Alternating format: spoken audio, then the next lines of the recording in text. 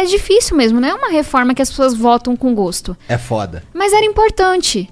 E aí veio essa galera que ganhava acima de 2 salários mínimos e muitas vezes, sei lá, acima de 5, 10, tinha gente ganhando 40 mil na aposentadoria no legislativo, os próprios políticos. E falava, nossa, você fez algo desumano, vão trabalhar até morrer. E aí, qual era a minha revolta? Porque a galera de esquerda falava isso. Só que a minha turma da missionária, tipo, meus parentes, meus vizinhos, não tinham mudado nada na reforma, entende? Entendi. Tipo, por que é que a regra que se aplica a você agora é desumana, mas quando ela se aplica a minha tia, minha mãe, meu vizinho, ela não é desumana? Não tô dizendo que é legal trabalhar até 62, 65 anos de idade. Tô dizendo que esse povo sempre foi assim.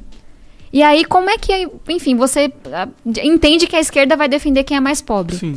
Mas aí eu comecei a entender que não, que nem sempre. Às vezes a esquerda vai defender quem está organizado em sindicato. Quem está organizado e faz lobby, não quem é trabalhador informal. Outras vezes a esquerda vai dar um voto porque quer estar no poder. Que foi um pouco o caso do PDT. O Ciro Gomes defendeu a reforma da Previdência em toda a campanha dele. E eu olhava para a gestão dele no Ceará com muita admiração, sabe? Cara, ele conseguiu juntar a questão social com a questão fiscal. Investiu em educação, mas fez a reforma administrativa que precisava lá na época. Que incrível, sabe? É difícil isso no Brasil. E aí ele defendeu toda a campanha. Quando chegou no governo, e foi uma coisa que ele falou para mim por telefone, porque ele sabia do meu trabalho para mudar a reforma. Tabata, a política é assim. Tentei falar com o Lupe, não consegui, você vai ter que fazer o que eu tô dizendo, vai ter que votar contra. E eu, Ciro, eu consegui várias mudanças, assim, eu sei que isso é necessário.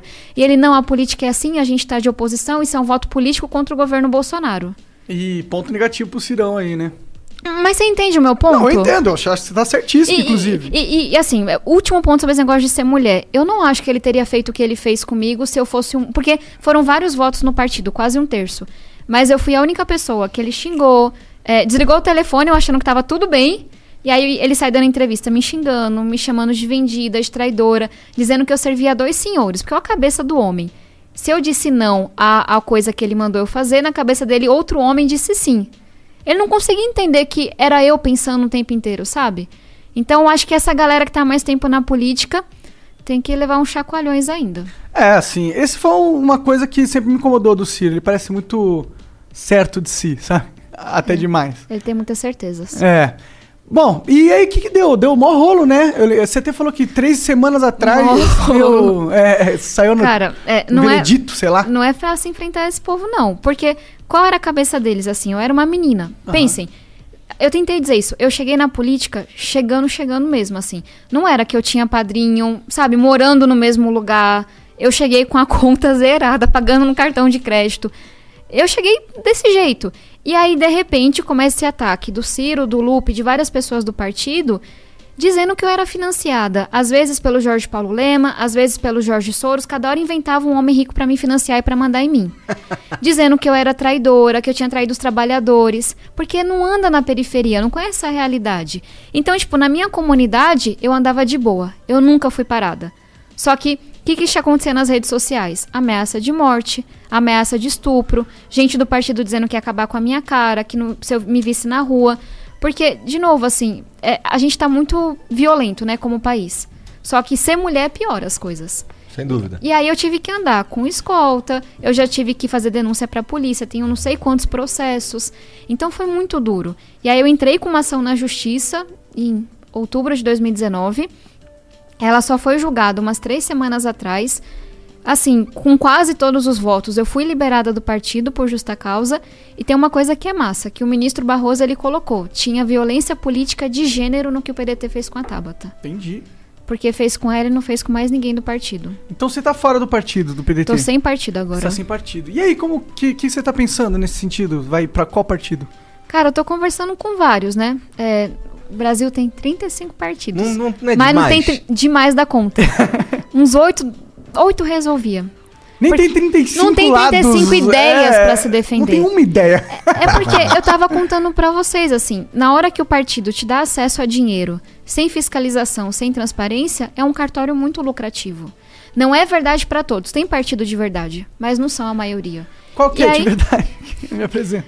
Não vou sair falando isso pros coleguinhas que eu vou encontrar amanhã, né? Você é de um partido de verdade, você é de um partido de mentira. Tá certo. Não, mas tô conversando com vários. Aí, enfim, sou política, vou falar de política. Qual é a coisa mais importante pra mim? Derrotar o Bolsonaro ano que vem. Mesmo se for o Lula lá? Com certeza, se for qualquer pessoa contra o Bolsonaro vai ter meu voto. Mas seria triste se fosse o Lula pra mim. Tipo... Cara, eu dedico horas da minha semana conversando com meio mundo de gente pra gente encontrar alguma alternativa. Não porque eu acho que o Lula e Bolsonaro são iguais. São pautas muito diferentes. Ah, eles são...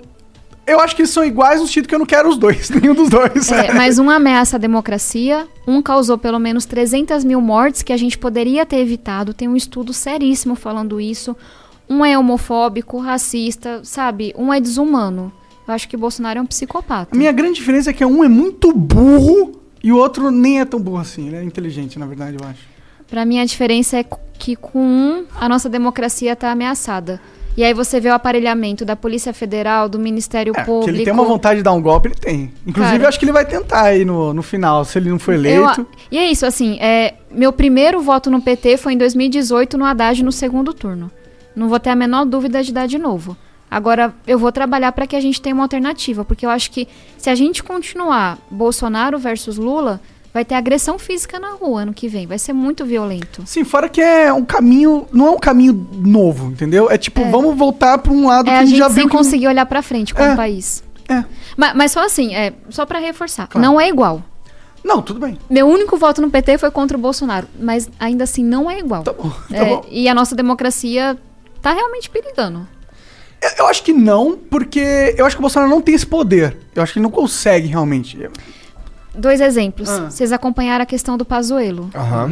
Como é que você coloca as Forças Armadas pra ir contra uma das suas coisas mais importantes, que é hierarquia? Aquilo foi pressão do Bolsonaro. Aquilo me deixou com medo. E o Exército não ter, né, punido o cara, né? O Exército não bancou a briga por causa do Bolsonaro. Quando é que o Exército não vai olhar pra sua hierarquia? Aí você olha pro servidor público agora do Ministério da Saúde, que perdeu o acesso porque denunciou a corrupção com a Covaxin. Vocês viram? Isso é perseguição. Ele perdeu acesso? Perdeu acesso ao site do Ministério da Saúde. Mas ele foi demitido? Não, tá ainda... Não, tentaram tirar ele e aí depois voltaram. Tudo isso antes da CPI, do depoimento dele. E aí ele foi tentar entrar no site do Ministério da Saúde, tinham bloqueado o acesso dele. Aí você vê o cara da PF, lá da região norte, dizendo que foi demitido não, mas foi afastado porque denunciou o Ricardo Salles que estava vendendo madeira ilegal. Isso é o aparelhamento do Estado. Se o Bolsonaro fica mais 4 anos no poder, ele coloca os ministros no STF e começa a mudar a Constituição para ter reeleição. E aí é um cara que a gente sabe que tem várias acusações de envolvimento com milícia. Então, pra mim, não é esquerda versus direita mais, é civilização versus trevas com Bolsonaro. Eu tô desesperada, basicamente, mas trabalhando vejo, muito. A volta do PT como se fosse puta civilização, tá ligado? Ah, tá, mas é que eu concordo um pouco. Mas a gente consegue tirar depois de 4 anos. Com o Bom, Bolsonaro, já tirou uma vez, né? Ou eles não gostaram de ser tirados e agora vão chegar com uma raiva mais afinco. Cara, acho que pode falar várias coisas do PT. E eu sou muito crítica, mensalão, petrolão, o que for. Agora entregaram uma democracia pra gente. O Bolsonaro tá aparelhando o negócio todo. Mas o STF que eles entregaram é meio escroto também, tá ligado? Bom, ela não pode falar do STF. Ela não pode. Ela pode, porque ela é parlamentar, né? Ela tem Não, contra o STF não existe isso. Sem comentários. Porra, mas assim, eu acho que a gente tava conversando lá embaixo, o cenário ideal pra gente era um cenário com poucos candidatos. Eu acho... Pelo menos na minha cabeça. Pra gente ter chance de não ser Lula versus Bolsonaro. Pra gente ter chance de não ser Lula versus Bolsonaro. Só que não vai ser esse cenário. A gente sabe que... Vai ser o contrário. Vai ser candidato pra caralho. Mais otimismo, meu amigo. Não, falta mais de um ano. Mas eu acho que é um fato que vai ser vários candidatos. Eu acho, assim. Vai tem ter o Sérgio Moro, tem muita coisa, vai ter o Ciro Gomes, vai ter o Lula, vai ter uma porrada de cara de tipo aerotrem. Vai ter uma porrada de cara. Porque, tipo, eleição é sempre Eu tenho uma visão diferente. Assim, posso estar me iludindo, né? Tô na política há muito pouco tempo. Mas, cara, Moro, tudo indica que não é candidato.